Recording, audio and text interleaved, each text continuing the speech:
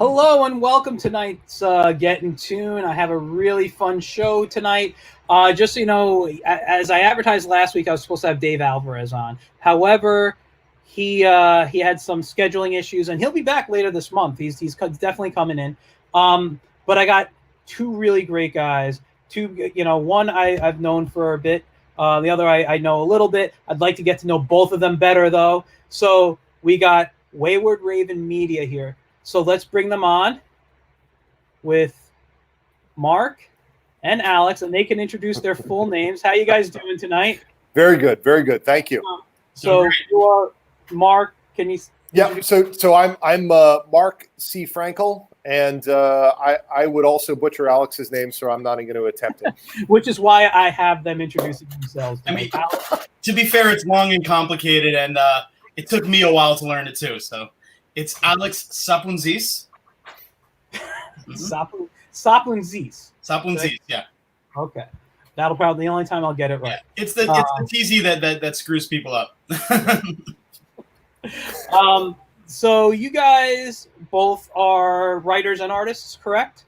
Yes. Writer, artist, and Alex. Okay.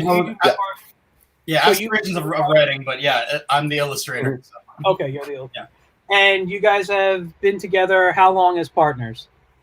8 years? 8 years now, yeah. I think it's been 8. Yeah, it's been 8 years. Wow. I mean, this last year feels like 20 years. So yeah. I was going to say it's solidly at least 16. I mean, it's double. It's not quite dog years, but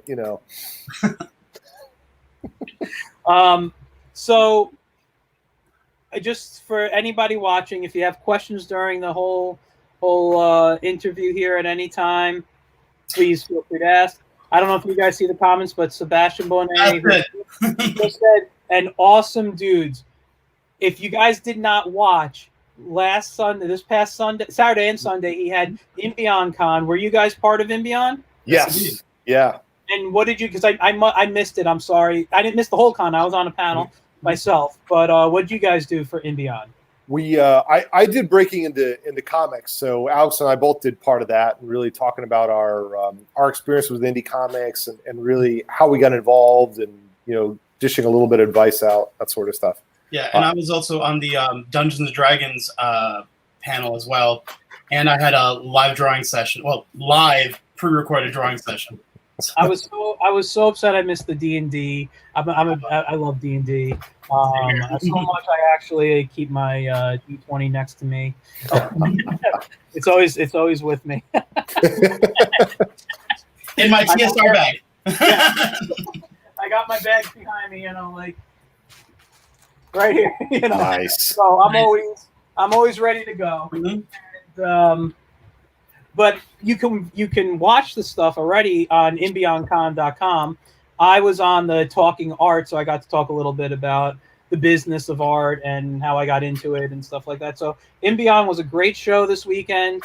Yeah. Go check it out. I'm always going to promote for them. Great guys doing it. And he says, all three of you were amazing. Thank you again for everything you did. It's still up on the site for you guys to check out. So yes, everyone go to Imbion.com. Yeah. Or ImbionCon.com. And check it out.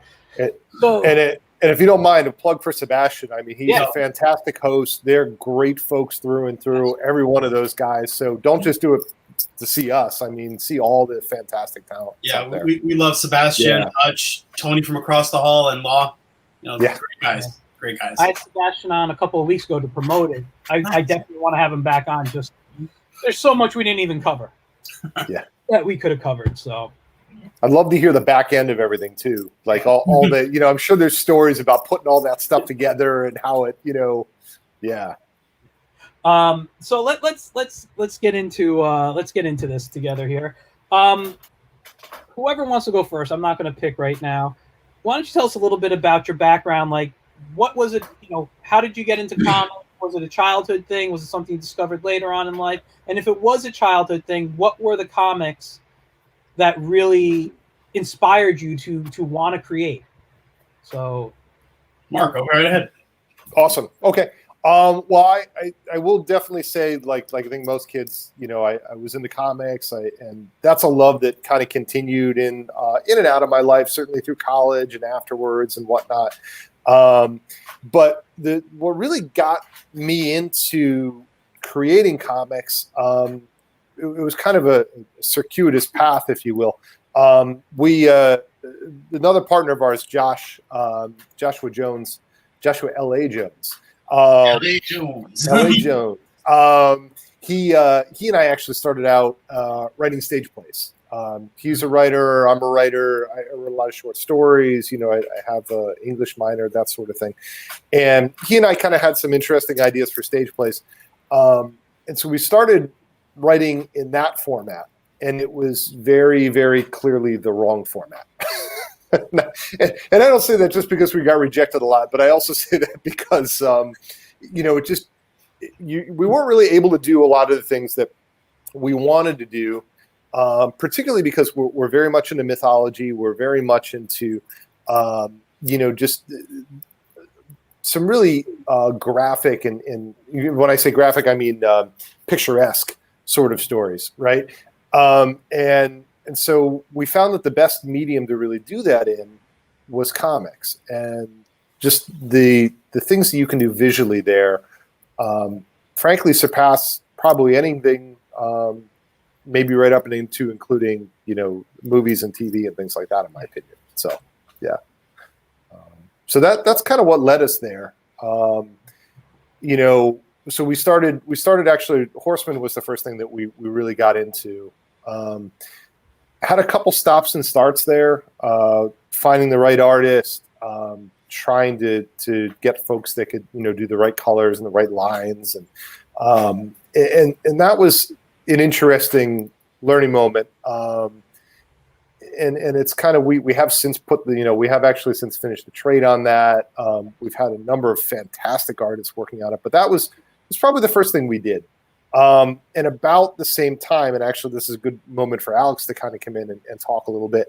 But Alex and I met and we started doing the webcomic. And so all three of us kind of came together and decided maybe we're stronger together than individually. And so that's I think kind of how Wayward Raven formed, although we didn't call it that at first.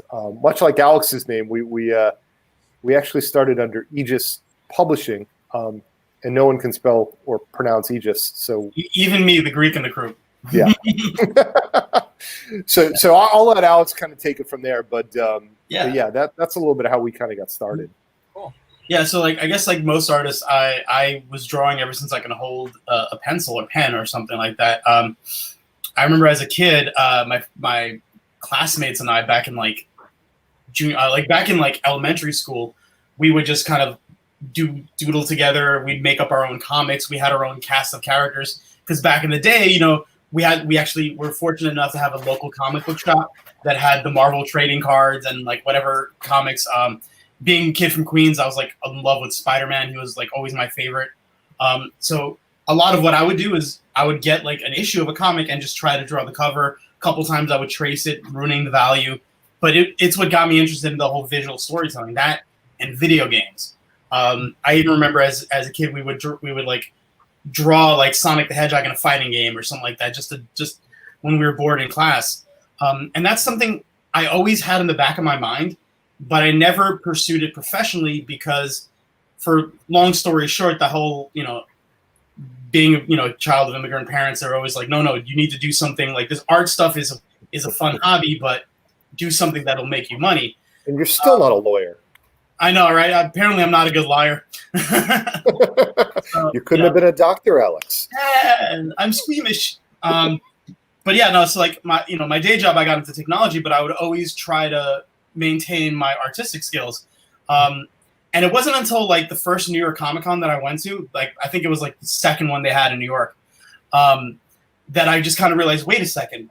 All my life, I felt like I wasn't good enough, and then I saw all these other artists who were kind of on the same level as me, doing their own thing. They may have not been working for Marvel or DC, but they were doing their own self-published titles. I discovered webcomics.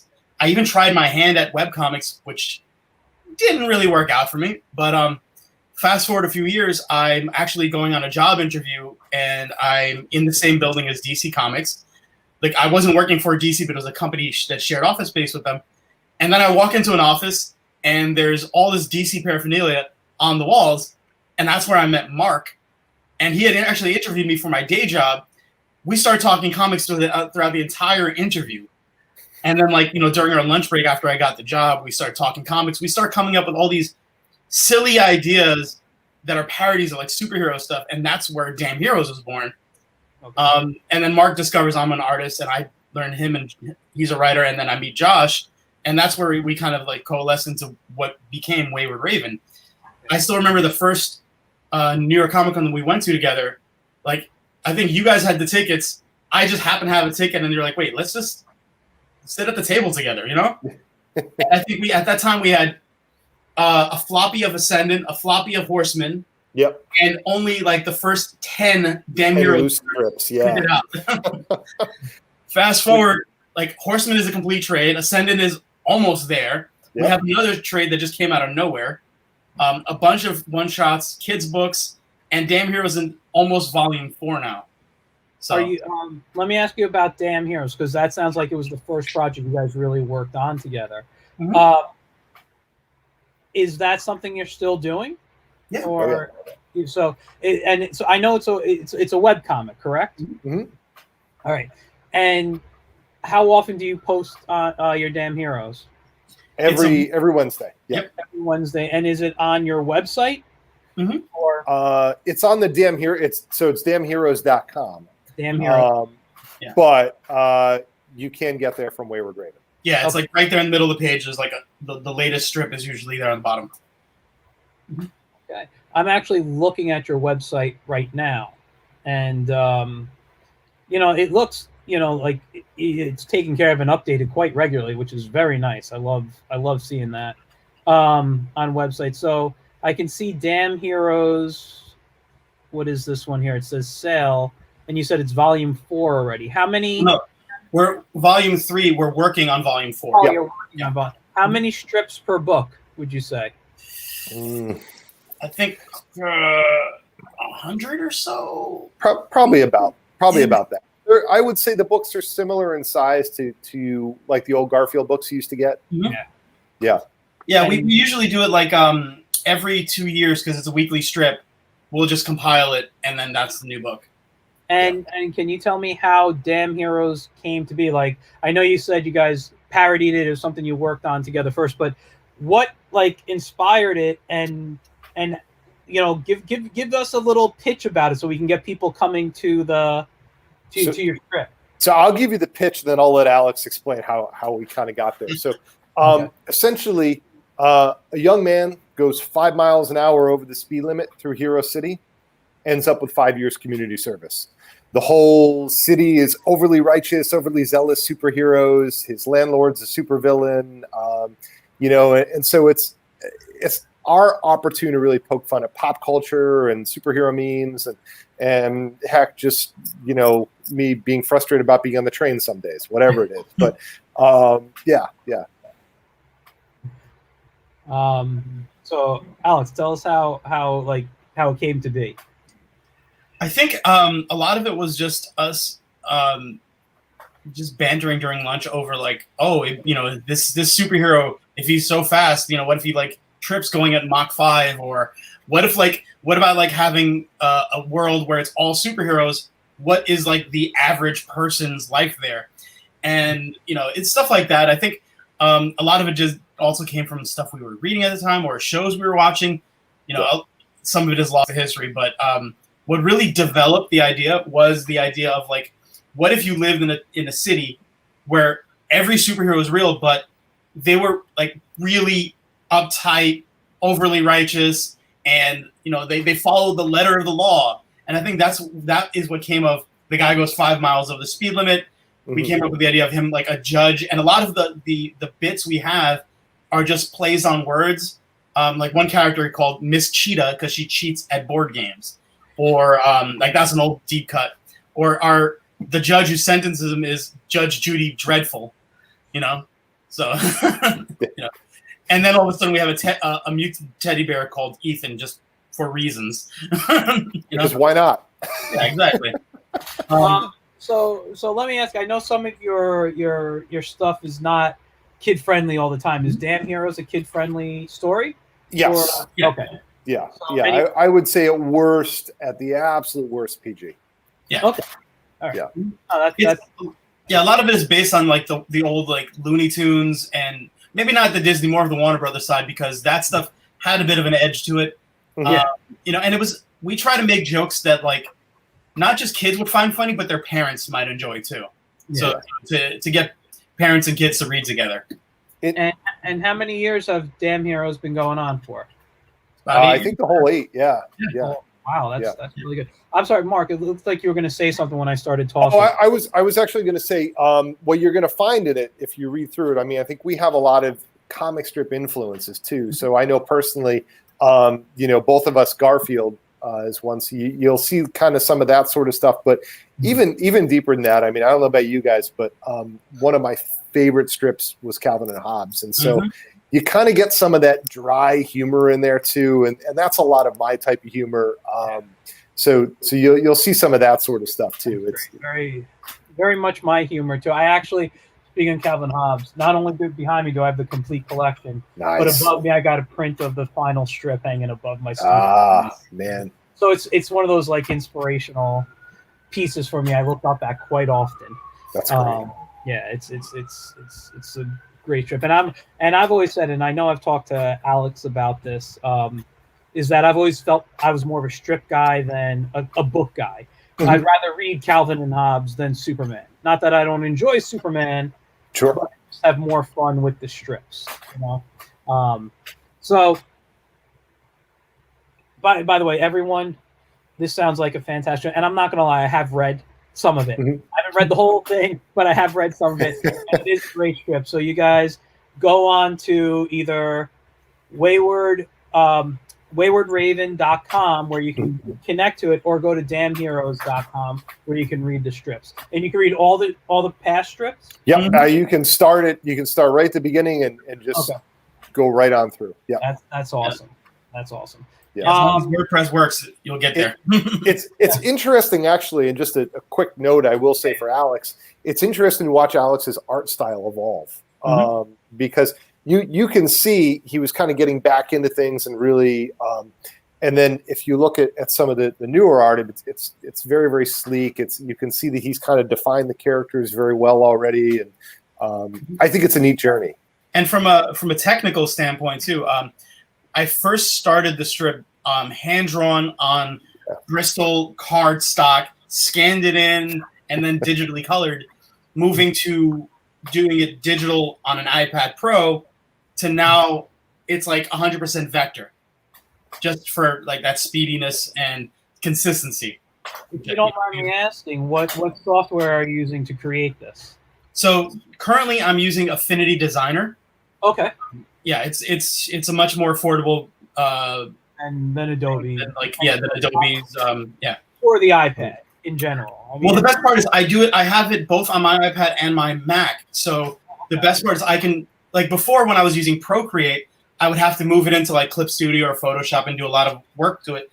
Now, since it's Affinity Designer, I can do it on my iPad. Like at conventions, I'll have Affinity Designer on my iPad. I'll be working on it there. And then I can literally just move the file over to my desktop with no fault loss. Now, this is just an art question, artist to artist here. I've never used Infinity Designer. I know of it. Friends have shown it to me. On the Mac I'm talking on right now. I always point over here because my Cintiq's, to the right of me. But I have the entire Adobe suite. I use it business-wise. I use it but when I draw, I find myself more in Clip Studio Paint and inking in Vector. Is there a reason you didn't choose to go that way? So I used Clip Studio for a bit, but it was kind of painful because I had to do, specifically for lettering, I found it more obnoxious because I had to manually put hard breaks in my word bubbles, which I found time consuming. I liked the way the tails worked on the word balloons, but everything else was annoying. And I just found the software to be so sluggish. Like the performance just wasn't there. And then since I was moving to iPad Pro for doing everything digital, my day job, I work with a lot of graphic designers. One of my friends who was also an illustrator, him and I would always just try out new software every now and then. And he put me onto Affinity because he was using that for his graphic design work for our day job. And that, I'm like, let me try it for comics. And I just fell in love with it immediately. And especially the price point was great. And the fact that it was a seamless transition from digital, from like iPad to desktop. Yeah. Great. Yeah. No, I will say this. In Clip Studio, I do not use the word balloons. I do not like them. I put all my text out and I draw out my own balloons. And so I take care of it that way. But I understand what you mean. Those word balloons were terrible in the way they behaved. Yeah. Anyway, let's get back to Wayward Raven here. So after you guys did Damn Heroes, where'd you move on to next? I know you have 2 books. Was it Horseman and Ascent? I think it's called. Yep. So we actually have 3 comic book lines right now. Two are completed, and the 3rd is in progress. But it's interesting because we started with Horseman, and that is now completed through the trade.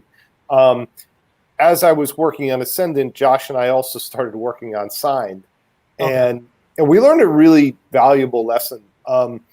It's really tough to do 2-3 books all at once, and so we actually kind of went over to Signed, finished that entire book, came back and finished Horseman, and there were 3 issues of Ascendant in between.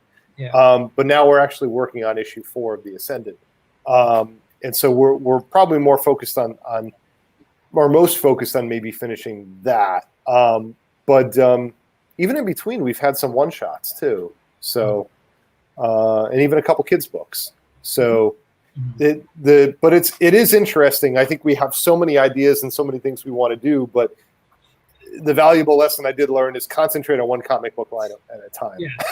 I don't disagree there. I have so many ideas, and I'm a one-man, operation for the most part. So you said you finished Sign while you were working on you kind of stopped and you went, and now Horseman's completed. How many books are in the Horseman and in the Sign, in each property there? How many Sure. books total? Signed is 6, Horseman is 5, and Ascendant will be 7. It'll be 7, and then you'll collect that in a trade. Exactly. Okay. So you got 3 books there. Give me the pitch for them. I want to hear these. Let's get the audience interested in buying these books. You got it. Okay, so Horseman, Myth, Magic. Excuse me. Horseman is too many pitches. That's it. Too many pitches in one head. Too many pitches. Yeah, and there's only so much that can really stay up here, unfortunately. Every time I learn something, it pushes something out. But that said, I'll tell you what. I'll start with Horseman though. Sci-fi action adventure loosely based in the 4 Horsemen of the Apocalypse, but they're the good guys. And they're fighting fate and destiny to preserve free will throughout the multiverse, all the while riding cybernetic horses. So it's a lot of fun. It allows us to kind of flip some of the typical genre and who's the bad guy, that sort of thing. One of the things I really like about Horseman is we had this idea to, when someone gives into fate and destiny, they literally become black and white. They become kind of one-dimensional, right? And so you'll see throughout the book, there are times when you have full color spreads, and sometimes you'll have color with characters that are purely black and white, to even full black and white spreads. And so, I think it was an interesting way to bring out, the good guys versus the bad guys, full color being, the ability to choose one's destiny, and black and white being very much fate and destiny, and Yeah. So that's Horseman. The second book, Signed, Myth, Magic, Mayhem. Imagine a world in which the gods didn't die out; they just got day jobs. C is a talent agent and a sorceress, and her client goes missing. So it's a mythological detective story. That was a lot of fun. We had a great artist, Wayne Brown, who came in, and actually that was part of what allowed us to complete that book all the way through. He was able to just go right on book to book to book, and so that's actually part of what pushed it a little bit ahead, and we finished that one before we finished Horseman or Ascendant. As you can see, we like myth. Obviously, Horseman draws on kind of some of those Judeo-Christian mythologies, whereas Signed very much draws on Greek mythologies. So yeah, and then lastly, I would say the Ascendant. Escape Duke of Hell, Millennia 2, debauchery, depravity, starts to feel some remorse, starts sending the bad guys back to hell. That one I'd say is probably a little bit more violent than the other two. So that one's not your kid-friendly book. No, I would say high school and above. Yeah, high school and above, definitely. Okay. Yeah. I will say this. First of all, you've hooked me because I'm mythology, I'm magic. Yeah, that's the type of stuff I love. It's the type of stuff I write. Although I do more sci-fi, I think for some reason, but I twist that in there myself. So anytime I see books, especially like indie books that deal in that genre, I'm always interested in picking them up. Nice. And since you have trades, let's talk about where we can get your trades from. Sure. Where can we find these books to order? So you can always get any of these on our website, waywardraven.com. But beyond that, we do have them in some comic book stores, and even better, you can go right on Amazon. So if you've got an Amazon account and free shipping, and that's the easiest thing for you, we have all of the Damn Heroes books on there. We have a collection of my short stories called Ominous Odes, and the trades of both Horseman and Signed are all on there. And on our website, we actually do link through to Amazon as well. Yeah. So if that's easier for you, you can go to our website and we'll tell you where in Amazon it is. Yeah. And actually, if you like to read digitally, yes. Global Comics, right? I know, where else do we have it digitally? Comixology, we have Global Comics. I believe some of our books were on Drive-Thru Comics. That's yeah, I'm trying to remember some other Edge. And we'll sell it to you digitally also. And not to plug this too much, but issue 1 of Signed is actually free on our website right now. So very nice. You can have a digital download for free if you'd like. That's great. I'll definitely have to look into that. I think I missed that when I was on your site. It may not have been like front and center because like for Free Comic Book Day, we put up front and center, and then we try to keep the site looking a little fresh. So I move stuff around. Okay. But, you definitely look at our list of comics. It should be there. It might be in the shop. Yeah, definitely in the shop. Also, since this, I think, is more of a kid-friendly podcast, stream, you should also talk about Percy. I was about to your children's books, yes. Yeah, absolutely. So, we do have one that's up and one that we will be going to production with, or be putting out soon. But Percy is a Surish, and he's never met another of his kind before.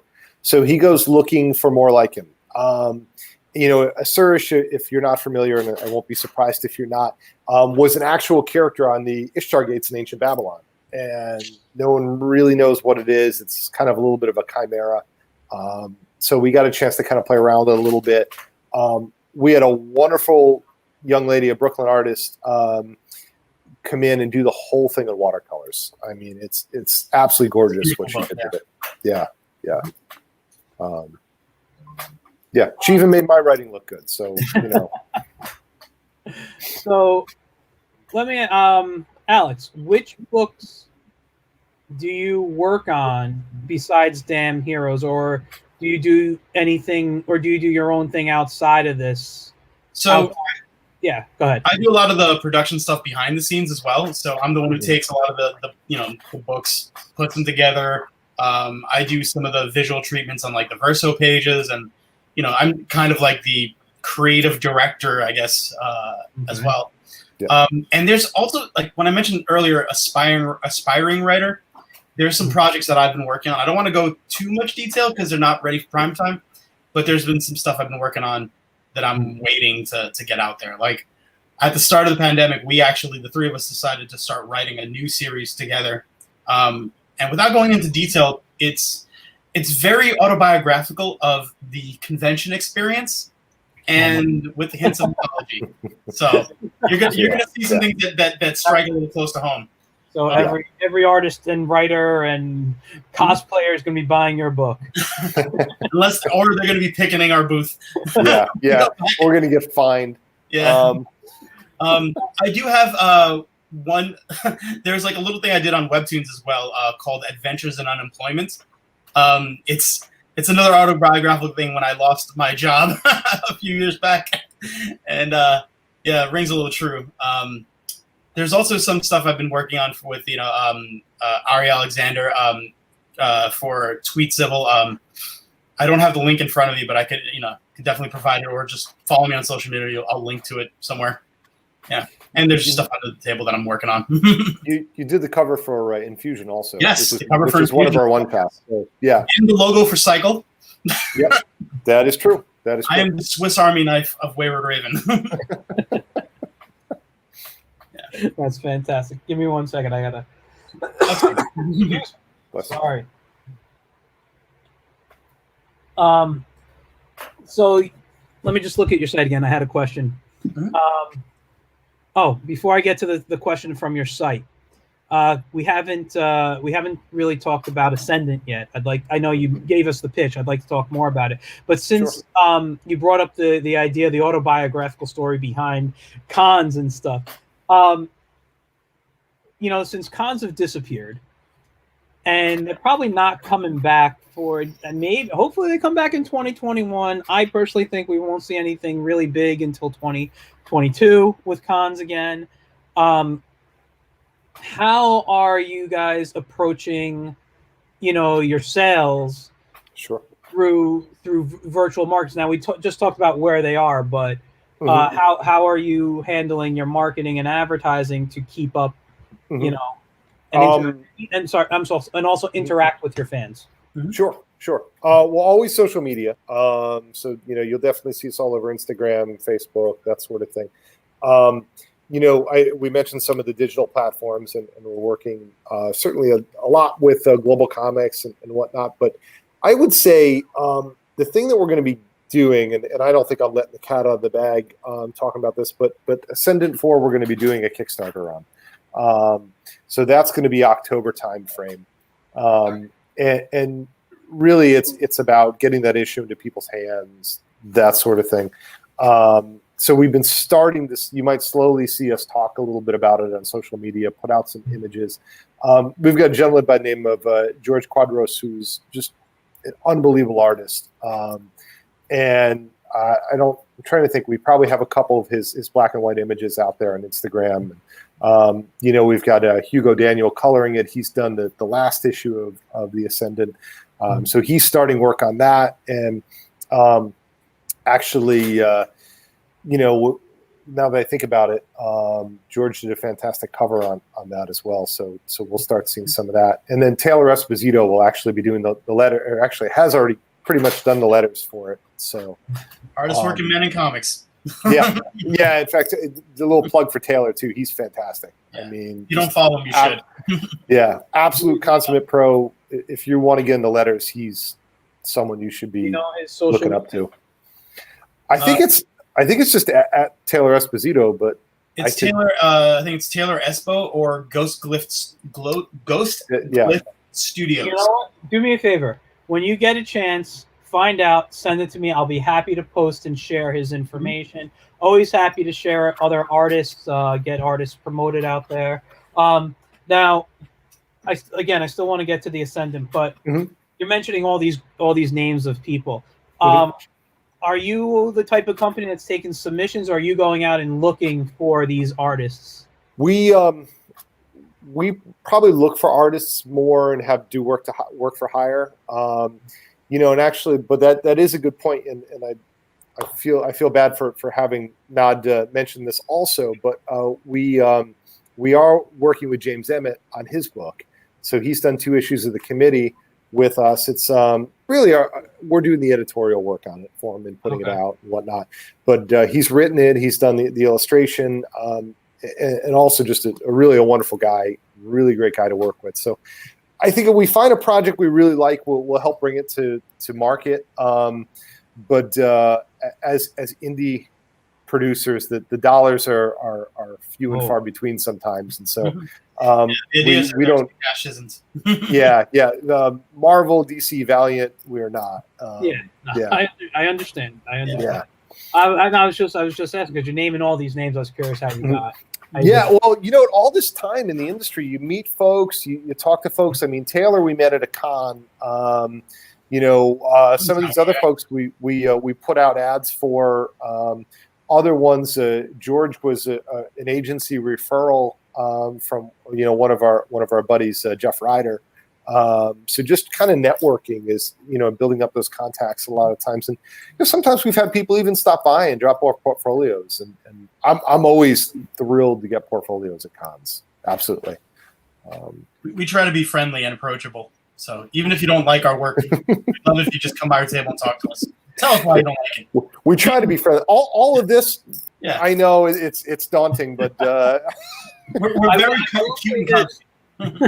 I will say this: both of you are great guys. I know I've spent more time, talking and hanging out with Alex. I've actually brought him to the kids sections. I host at cons and stuff. I've met you, I believe, once or twice before.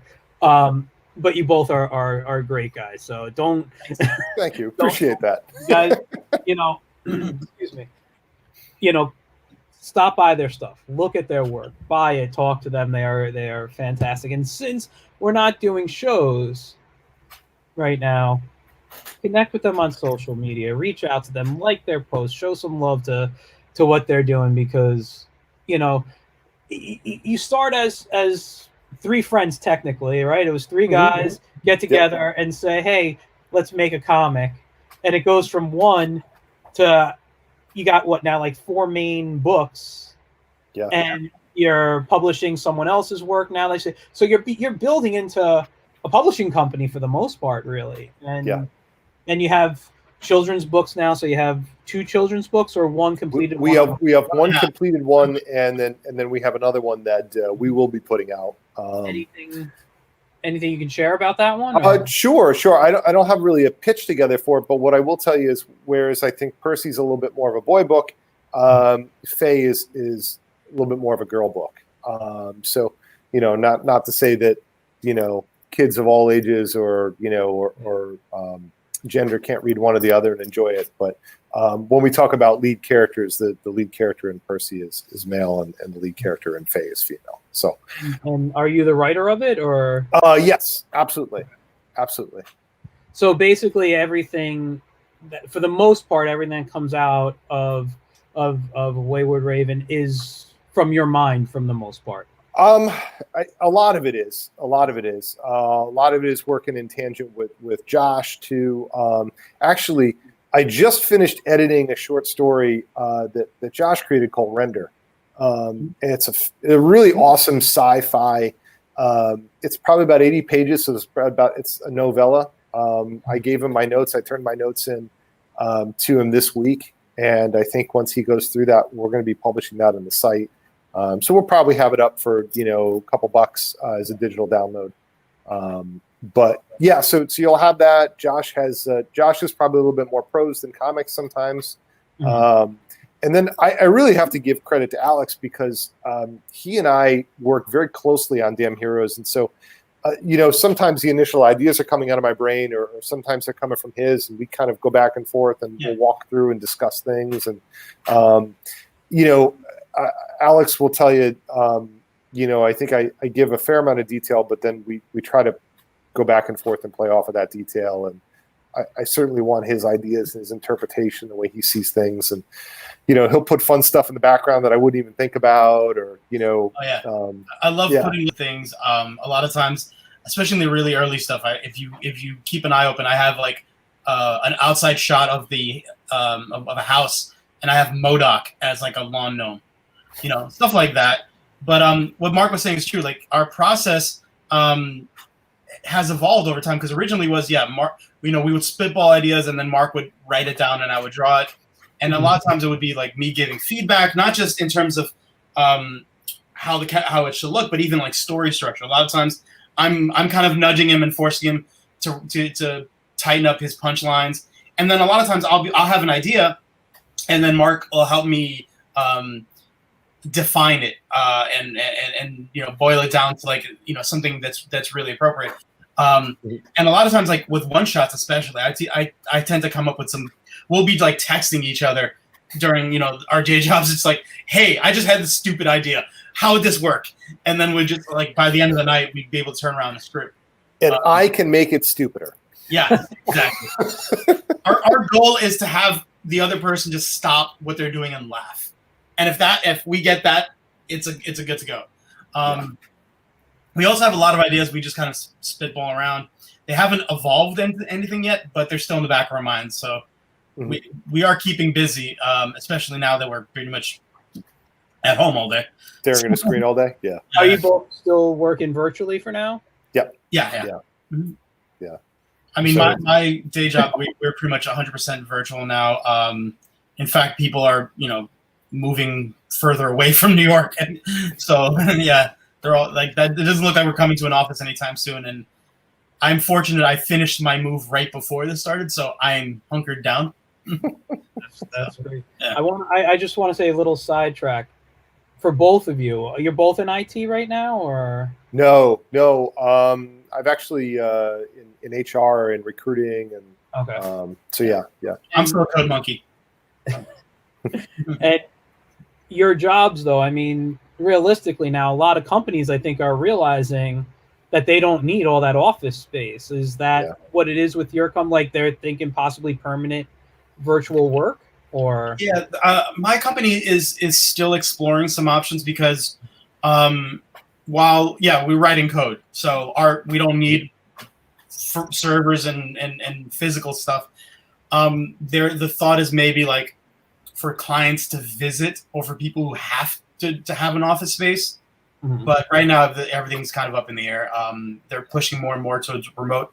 And ironically, since we're writing software, we're actually doing, thankfully, very well because we're selling code. So, we don't have to worry about people physically coming in to buy stuff. So, and same with you, Mark? Or yeah, it's interesting. I've always said I could do my job from anywhere, and in fact, I do. Often from the airport or wherever the heck my travels are, or, sometimes as rarely as I'm getting my tires changed, I'll, have computer info and we'll travel. So that's always worked out really well. I don't know what my company's going to do because we do make physical goods. And so there's a certain element that's always going to be physically there and be an essential worker. But in my case, if I never ever step back in the office again, I could, continue doing what I do, for infinity. Let's move back to your comics. Let's get a little bit more knowledge on the Ascendant. You guys gave us the pitch on it, but let's talk a little bit more about it. The artwork is beautiful. So who's the artist on that again? So we've had multiple artists. The last book we put out was a gentleman by the name of Eric Hare, and it was colored by Hugo Daniel, and then Taylor Esposito did the letters on it. This will be George Quadros, and we just kind of hooked up with him this year. In fact, I really just hooked up with his agency at C2E2, and so that was just going to C2E2 was a blast, but I mean that was definitely one of the nice kind of perks of being there is meeting some of those folks. He's signed on to do issue 5. He's actually starting to work on that, so we're rolling them through. And as Hugo does colors and whatnot, I think that he's very, very open to finishing the run out. So, I'm actually really, really excited about him. He's got a fantastic kind of eye, and one of the things. I think his characters are a lot of fun and interesting, and their body movements and their facial expressions and whatnot are just an interesting level of creative that we haven't quite seen before in some of our books. So yeah, that's fantastic. I mean, I've been on and off your website looking at this stuff, and I love, it's funny because I'm colorblind, but I really do enjoy the colors that he uses. And one of the things that I like about your website is on some of your books, I believe it is, you show a little sample, like a few pages inside. I believe you did that on the Horseman and Sign C, and I don't know if there's any others right now, but yeah, usually for single issues and trades, we'll give a bit of a sample, just the first 4, 5, 6 pages. Yep. And it's just great, And you were saying, again, I'm just looking at your site again, the committee. This is actually not something that you guys created. This is your first kind of, creator-owned property from someone else that you're almost like you're your own image or something, and yeah. I'm just looking at it right now again. It's Yeah, I was gonna say I'll give you the quick pitch on it though. I mean, the Doomsday Clock is ticking down. It's 5 minutes to midnight, and the only folks that can save the world are the committee. So angels and aliens and demons. Oh my, right? And I also want to give credit. I know James. He penciled it. He penciled the book and wrote it, but Alex Rivera, he did the ink. So thank you, Alex. Oh, Alex is a fan. Oh, hold on. There's 2 Alex Riveras I know. Are you talking Alex Rivera, who I had on a few weeks ago, probably with oh my God, why am I blanking on his name? He's such a good guy. I'm not sure. I haven't seen your most recent episode. But he usually goes by Alex Rivera Inker. Yes. I think I don't want to call him elderly because he doesn't look elderly, but he's an older man and distinguished gentleman. Yeah. Yes. He was with Keith Williams. I'm sorry, Yeah, I don't know what I was blanking on. Him and Keith Williams are good friends. Keith was one of his mentors, and Alex is a great guy. I actually want to send him some work to ink for fun. I'm always every time I see him, I make it a point to stop by, say hello, and it's not just the namesake. I love his work. I actually had before I moved, I had one of his pieces up. It was somebody else's pencils. He just inked on top of it. I'm still setting up my office space, so I'm waiting to make some room for it. Very nice looking, I gotta say. Thank you. You got a lot of toys back there. Yes, I do. Should we zoom in? Hold on, I can give him the screen for a second. Let's take a look. Remembers the Gen 1 Transformers? Wow. Yes, hold on. We're zooming in there. So let me get out of the way. That is beautiful. Is any of the work up there yours on the? Yeah, actually. So let me adjust this a little bit.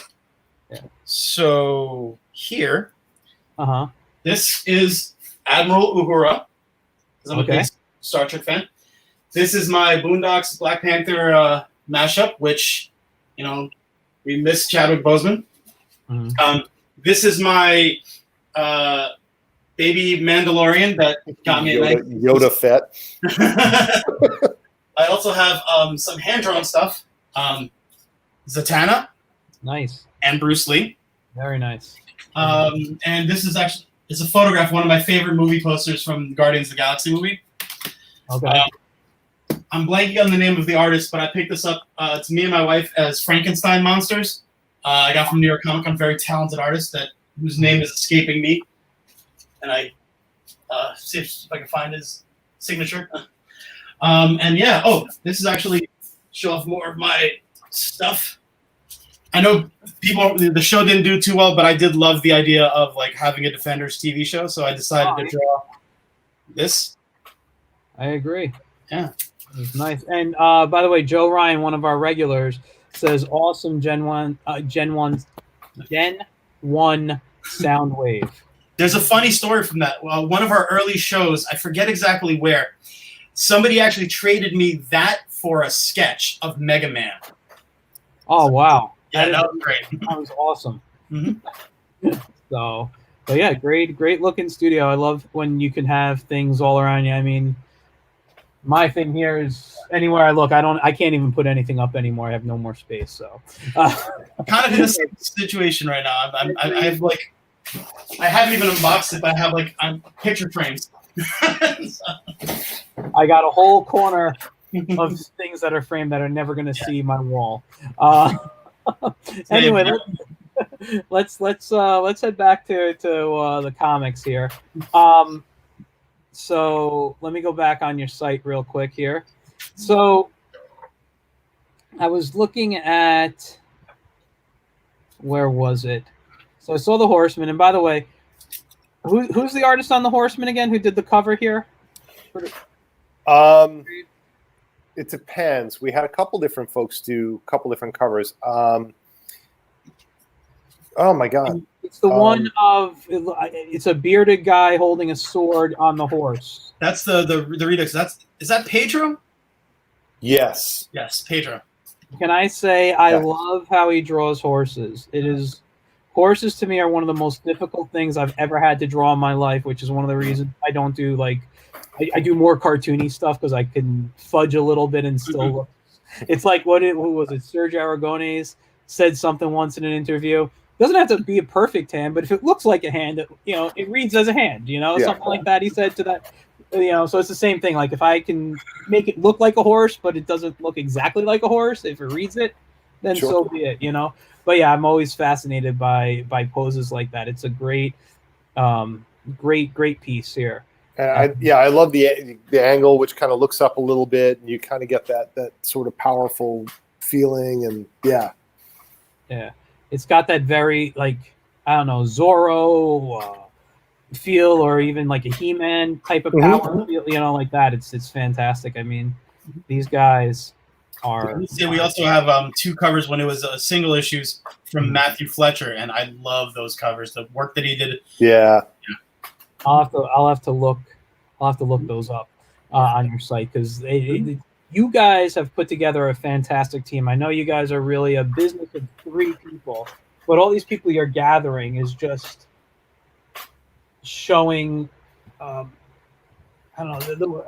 I'll use the word exemplary work. It's just they're just making you guys look even so much better, and you guys are finding the right people, and I love seeing that because.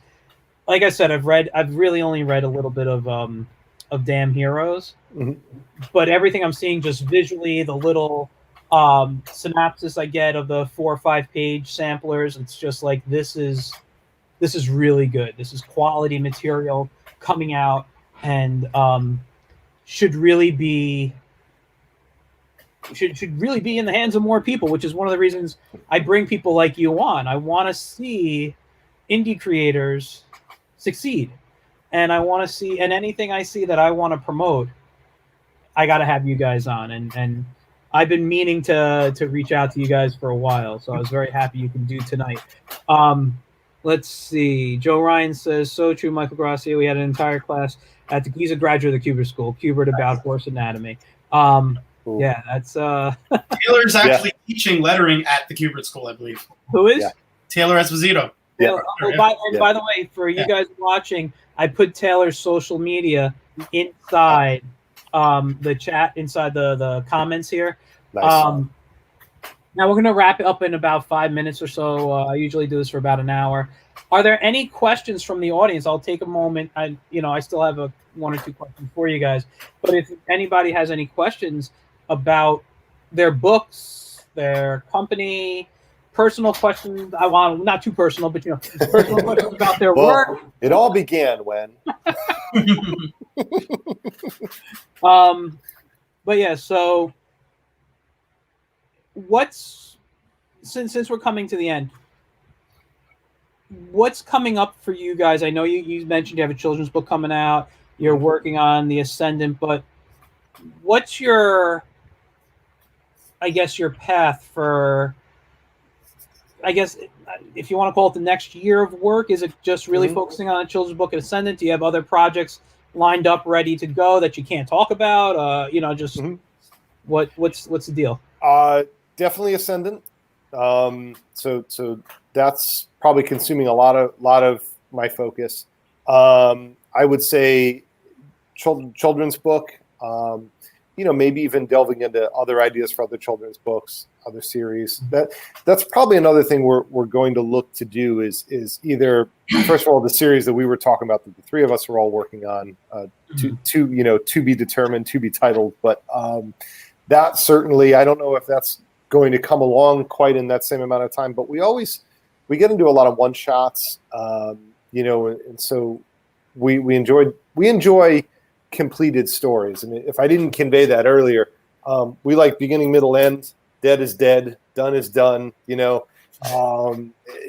not ones to continually bring characters back over and over again. And that's lost revenue if we kill this one off. It really is about let's go out and find the next story. And so certainly, Damn Heroes, we're going to be continuing with that.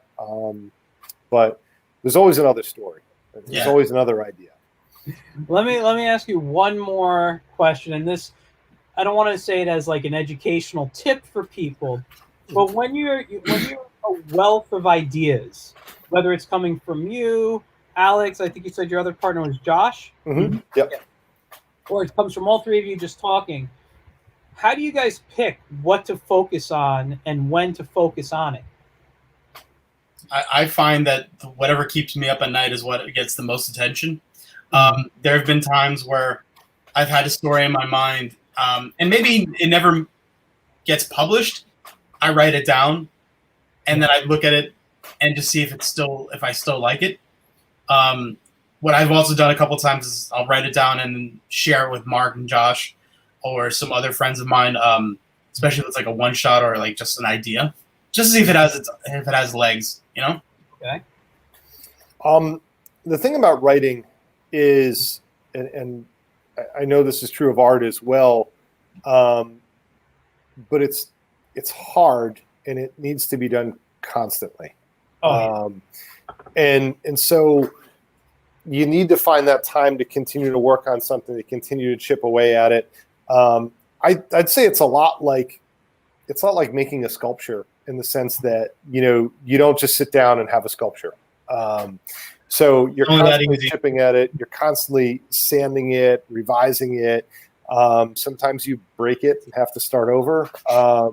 But it really is one of those things that when I get an idea, I start working on it. And admittedly, there are times I probably lose a little interest in a particular idea, or maybe it went in the wrong direction and decide to bag it or come back to it. But I think that the number one thing with that is just focus and continuing to do that every day. And if you can do that, you'll complete it. Yeah.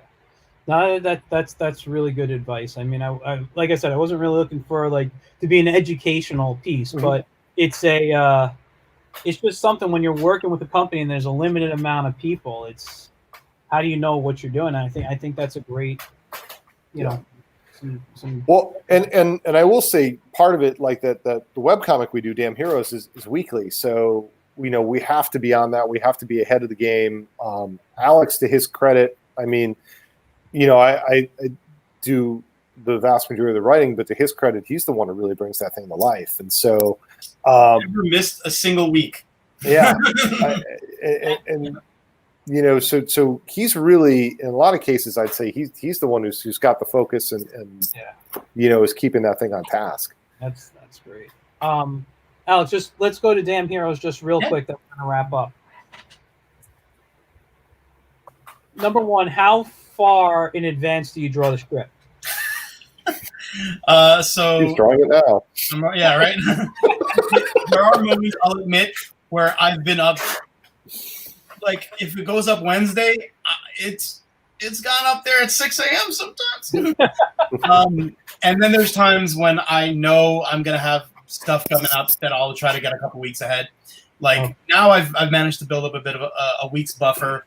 But there was a point during last New York Comic Con, I wasn't able to attend because I was gonna go. I was gonna go to a wedding for a friend of mine, but also I was traveling to visit family in Greece during this summer as well. That point, I had a month buffer because I knew I might not have reliable internet. I might not want to. I might, enjoy myself. So I like to think as an adult I can gauge how much to go, especially being digital. Like, when I was commuting, I could just draw on the train. Now I have to just juggle. If I'm working on work or art projects, it's a little harder. Like, I know after this, I'm probably going to go and work on some artwork on my Point of order. Did you just call yourself an adult? Well, this grade means something, right? No, age and adulthood are two totally different things. Biologically, I'm an adult. Emotionally, well. Yeah. All right, I think I'm going to wrap up here. Before I go, is there anything else you guys want to say, promote? Certainly, obviously, go to the site, check out waywardraven.com, check out Damn Heroes, check out all these links. But more than anything else, personally, I want to say thank you. I really appreciate you bringing this on, talking to us, humoring us. Anytime. You guys are great. Thank you. No, we love doing this stuff, and if there's anything we can do to return the favor when you start getting your stuff out there, let us know, and happy to help promote you. Children's book coming out hopefully this weekend or next week. So awesome. Let me know if you need an extra pair of hands on that. So I'm just going to throw you guys backstage real quick. I'll do my close up, and I just want to talk to you privately before I let you guys go. But I want to thank you guys. I had a lot of fun tonight. Always inspiring to talk with other creators. Makes me want to not go to bed early because I have a day job the next day, but it always makes me want to stay up. But I want to thank you guys for coming on, promoting what I think is some fantastic work. 8 years of hard work, and the stuff that you guys have built is just amazing. And I can't wait to see how much more you're going to be putting out over the next 8, 10, 15 years. So I'm going to throw you guys backstage. Thanks again for coming on. Thank you. Thanks a lot. Very welcome. All right. Let me review. All right, guys. So I hope you guys enjoyed the show tonight. I had a great time talking with both of them. Next week, I will have another guest. It's going to be really fun again. I'm really looking forward to this guest. I just got to tell you, I got to look up which one it is. So I actually have planned out till mid-October with all my guests. So I don't remember who's next week right now, but I will post real soon.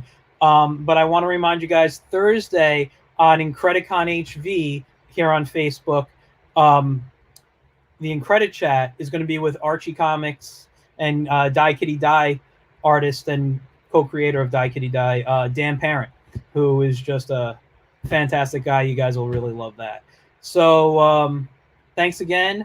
Check out waywardraven.com and everything else that these two have done. They're fantastic guys, and I'll see you guys next week. Have a great night, guys.